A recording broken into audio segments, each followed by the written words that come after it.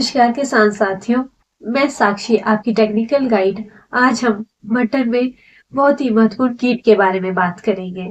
मटर में एक जो लीफ माइनर है, ये बहुत ही महत्वपूर्ण कीट है जो आपकी पूरी फसल को बहुत ही नुकसान पहुंचाता है। जो ये लीफ माइनर है, इसका जो लार्वी है वे पत्तों पे ऐसे सुरंगे बनाता है, जैसे सफेद और पीली टेढ़ी मेढ़ी सुरंगे दिखाई देती है, जिससे पत्ते सूख जाते हैं और पौधे की उपजाऊ क्षमता भी कम हो जाती है। इससे क्या नुकसान होता है? इससे जो पौधे के प्रकाश संश्लेषण की क्षमता है वह कम हो जाती है। पौधे की धीरे धीरे पूरी उपज ही कम हो जाती है। इससे किसानों को बहुत ही आर्थिक नुकसान पहुंचता है। जो इसके जीवन चक्र है वह 2 से 3 हफ्ते में पूर्ण होता है। जो इसकी मक्खी होती है वह बहुत ही छोटी, काले और भूरे रंग की होती है। वह लार्वी देती है।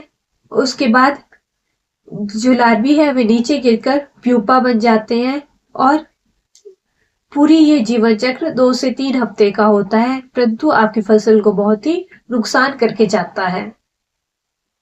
इसके लिए नियंत्रण क्या क्या है? इसके लिए सांसिक नियंत्रण है कि आप अपने अपने खेत के आसपास अच्छे से साफ सफाई रखें।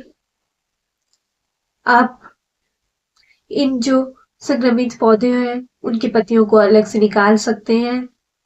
कोई ट्रैप का भी इस्तेमाल कर सकते हैं, जैसे पीले ट्रैप, ब्लू ट्रैप, इन सब का। और इसके लिए हमारे पास एक जैव नियंत्रण है जो फसल में ये कीट आने के बाद भी आपकी फसल को इस कीट से पूरी तरह बचा देता है।